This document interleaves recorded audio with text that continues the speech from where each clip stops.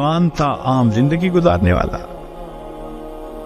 جب کھانا ختم ہونے لگا نا تو پھر ذرا میرے وہ قریب ہو کے بیٹھ گیا. پھر کہتا ہے جی اللہ تعالیٰ مولویوں کی بڑی فیور کر. اب مجھے سمجھ لگی کہ یہ کچھ کہنا چاہتا ہے لیکن ذرا اس کو وقت چاہیے، علیحدگی چاہیے. تو وہ ہم لوگ الگ کرسیوں پہ جا کے بیٹھ گئے. میں نے اس سے پوچھا آپ کیا کہنا چاہتے ہیں جو بےتاب ہے اتنی دیر سے؟ کہتے ہیں جی اپنا واقعہ سنائے. کہنے لگا جی میں نے لاہور سے انجینئرنگ کی، پھر یہاں ایک کمپنی میں میری نوکری لگی، بہترین نوکری، زبردست تنخواہ،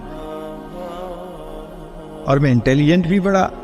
میں پچھلے اتنے سالوں سے اس کمپنی میں نوکری کر رہا. ہمارے دفتر میں یہاں کے ماحول کے مطابق مرد بھی انجینئر ہیں، لڑکیاں بھی انجینئر ہیں.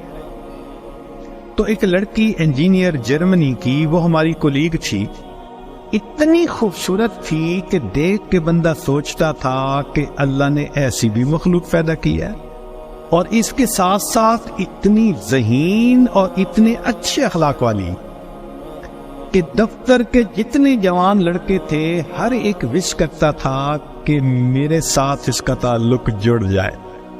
جرمن بھی اسی کوشش میں لگے ہوئے تھے، دوسرے بھی کسی کوشش میں، مگر اس کی زندگی بڑی کلین نظر آتی تھی. وہ کام کی بات کرتی تھی، جو ذرا کام کی بات کے علاوہ کرتا تھا ایسا جواب دیتی تھی کہ اگلے کو جرت ہی نہیں ہوتی تھی بات کرنے.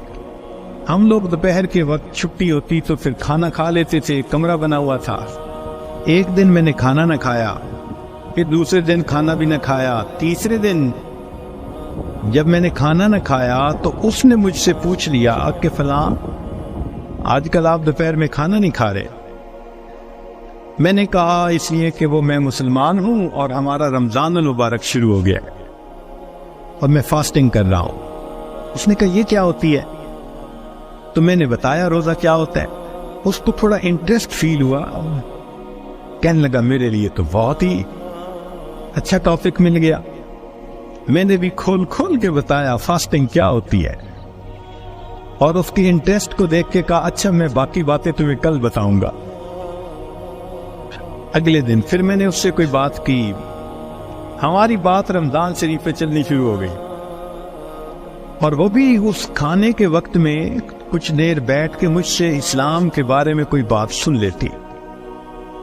میری کوشش یہ تھی کہ رمضان شریف کے دوران میری بات چیت اتنی شروع ہو جائے کہ کمفرٹیبلی ہم ایک دوسرے سے کمیونیکیٹ کرنے لگ جائیں. جرمن لڑکے مجھے دیکھتے تو وہ مجھ سے بڑے خفا ہوتے، یہ اس کے ساتھ بیٹھ کے کیوں 10 منٹ باتیں کرتا ہے؟ بھائی جب سے ہم سے 1 منٹ بھی بات نہیں کرتی. خیر رمضان شریف ہونے تک مجھے اتنا اندازہ ہو گیا کہ اس کے ذہن میں اسلام کے بارے میں مزید جاننے کا بھی شوق موجود ہے. تو میں نے کچھ انگریزی کی کتابیں بھی اس کو منگا کے دی کہ پڑھو، اور میں تو چاہتا تھا اللہ کرے یہ مسلمان بنے، پھر تو ہمارا ہی نمبر لگے گا، کیونکہ باقی تو سارے یہاں کافر ہیں. بڑی میری کوشش تھی اور میں بڑے خلوص سے کوشش کر رہا تھا یہ مسلمان بن جائے. اللہ کی شان کہ جو باتیں میں بتا سکتا تھا میں نے بتائیں، اور کچھ باتیں اس کو میں نے کہا کہ بھئی تمہارے قریب اگر کوئی مسجد ہے، وہاں عالم ہے، تو ان سے کوسچن پوچھ لو. 6 مہینے اس لڑکی نے اسلام کو اسٹڈی کیا، اور ایک دن آ کے وہ مجھے کہنے لگی کہ کل میں نے کلمہ پڑھ لیا ہے، اور میں نے دیکھا کہ اس نے اپنا سر بھی ڈھکا ہوا تھا. تو یہ اس بات کی دلیل تھی کہ یہ مسلمان بن چکی. میری تو خوشی کے انتہا نہیں تھی. میں نے عشاء کے بعد 10 رکعت شکرانے کے نفل پڑھے کہ یہ مسلمان بن گئی. میں کولیگ بھی ہوں، مسلمان بھی ہوں، اس کے پاس تو کوئی دوسری آپشن ہی نہیں ہے. تو اب میرا کام آسان ہو گیا. اب وہ جب موقع ہوتا نماز بھی پڑھتی، مگر زندگی چلتی رہی. سال میں ہمیں چھٹیاں ملتی تھی جو اکثر وہاں کے مقامی لوگ یورپ میں ادھر ادھر بیچز پہ گزارا کرتے تھے. بات چلی کہ بھئی اس دفعہ چھٹیوں کا پروگرام کیا ہے. اس نے کہا کہ میرا ارادہ ہے کہ میں اس دفعہ ٹرکی جاؤں گی، سنے وہاں بہت مسجدیں ہیں اور بہت علماء ہیں، میوزیمز ہیں، تو مجھے ذرا اسلام کو اور زیادہ اسٹڈی کرنے کا موقع مل جائے گا۔ میں نے سوچا ترکی جائے گی تو میرا کیا فائدہ۔ اب میں نے اس کو آئیڈیا دیا، فوڈ فار تھاٹ۔ ان کا تمہیں کیا پتا، اصل تو دین پاکستان میں ہے، اتنی مسجدیں ہیں، اتنے یہ علماء ہیں، اتنے فلاں ہیں۔ اب میں نے ایسی سہانی سٹوری اس کو سنائی کہ اس کو لگا کہ اگر مجھے دین سمجھنا ہے تو شاید وہاں انفارمیشن زیادہ مل سکیں گی۔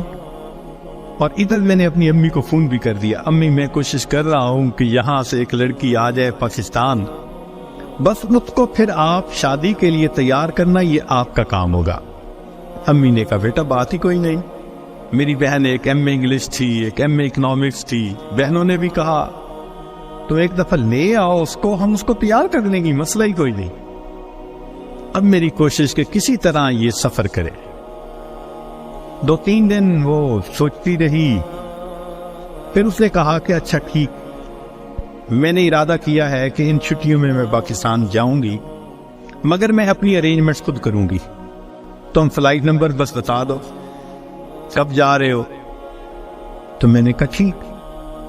اب جس دن میں نے فلائٹ پہ آنا تھا، اور اس نے بھی 2 لفظ کہے تھے کہ ہاں میں بکنگ کروا لوں گی، کہنے لگا کہ میں تو 1 گھنٹے میں 3 گھنٹے پہلے پہنچنے کی بجائے 4-5 گھنٹے پہلے پہنچا ہوا تھا۔ جلدی سے چیک ان کروا کے اب میں تلاش کر رہا تھا کہ کب آئے۔ خیر اس کو آنے میں کچھ دیر ہو گئی، مگر میں نے دیکھا کہ وہ آ گئی تو میں بڑا مطمئن ہو گیا، اب یہ پاکستان آ رہی ہے۔ خیر جب پاکستان اترے تو میرے گھر والے رشتہ دار سب مجھے ریسیو کرنے آئے ہوئے تھے، تو گھر کی عورتیں اس کو بھی ملی۔ اس نے کہا کہ دیکھو میں نے ہوٹل کی بکنگ کروائی ہوئی ہے اور میں اس وقت تھکی ہوئی ہوں سفر کر کے، تو میں سیدھا ہوٹل میں جاؤں گی، اور کل جب میں کسی وقت فریش ہوں گی نا تو عورتوں کو کہا کہ تم ہوٹل آ جانا، میں تم سے ڈسکس کر لوں گی کہ مجھے کہاں انفارمیشن مل سکتی ہے۔ میری بہنیں اس کو دیکھ کے تو حیران ہو گئی، اور انہوں نے شادی کی ڈیٹ اور پلاننگ وہ بھی شروع کر دی۔ اگلے دن میری امی گئی اور اس کو کہا کہ بھائی آپ ہوٹل میں کیوں رہتی ہو، ہمارے گھر میں آؤ۔ اس نے کہا میں ذرا یہاں کمفرٹیبل ہوں۔ امی نے کہا چلو کھانا کھانے ہی آ جاؤ۔ اس نے کہا ٹھیک، تو وہ ایک وقت کھانے کے لیے گھر امی کے ساتھ آ گئی۔ ہمارا گھر ڈیفینس کے اندر اتنا بڑا بہترین محل نما گھر تھا، اور بزنس تھا ہمارا کار ڈیلرشپ تھی۔ اب جو کار ڈیلر ہو وہ تو کروڑوں پتی ہوتا ہے۔ چھوٹا بھائی میرا مجھ سے بھی زیادہ خوبصورت نوجوان۔ خیر میری بہنوں نے بڑی کوشش کی کہ بھئی کسی طرح وہ ہاں کر دے کہ میرے ساتھ اس کی شادی سے وہ راضی ہے، مگر وہ خاموش جاتی، وہ ہاں نہیں کرتی تھی۔ پریشانی ہونے لگ گئی، دن گزر رہے اور ہاں نہیں کر رہی ہے۔ تو کہنے لگے کہ ایک دن جو ہے امی نے کہا کہ بیٹا اگر تم سے وہ راضی نہیں تو تمہارا چھوٹا بھائی بھی تو ہے، ہم اس کی آپشن دے دیتے ہیں۔ میں نے کہا ٹھیک ہے کوئی بات نہیں۔ امی نے چھوٹے بھائی کی آپشن دے دی، وہ سن کے پھر چپ ہو گئی۔ حتیٰ کہ آدھے سے زیادہ دن گزر گئے، فرض کرو 20 دنوں سے رہنا تھا تو 10-12 دن گزر گئے۔ اب امی کو ذرا فکر ہونے لگ گئی کہ یہ نہیں مانے گی۔ ہم پریشان بھی تھے۔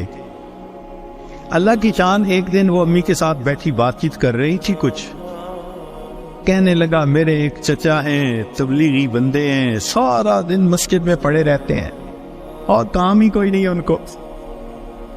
ان کا ایک بیٹا ہے اور اس بیٹے کو انہوں نے جامعہ اشرفیہ سے مولوی بنا دیا۔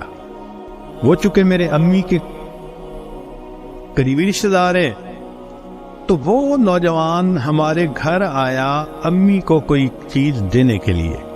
تو اس لڑکی کی ذرا دور سے نظر پڑ گئی کہ ایک بندہ ہے، داڑھی والا بھی ہے، ٹوپی بھی ہے اور وضاقتہ بھی دینی ہے۔ اس نے میری امی سے پوچھ لیا یہ کون ہے؟ اس نے کہا یہ میرے دیور کا بیٹا ہے، عالم ہے۔ اس نے کہا اچھا میں نے جو کچھ مسئلے پوچھنے تھے وہ میں اس سے پوچھ سکتی ہوں؟ امی نے کہا ہاں۔ کہنے لگا امی نے وہ مولوی صاحب کو بلا لیا اور وہ مولوی صاحب آ کے یوں نگاہیں نیچی کر کے کھڑے ہو گئے۔ یہ اس نے ایک دو باتیں پوچھی، اس نے آگے سے جواب دیا، اور جیسے روٹھا ہوا بندہ ہوتا ہے وہ مولوی صاحب چلے گئے۔ اس نے جاتے ہوئے اسے پوچھ لیا کہ بھئی اگر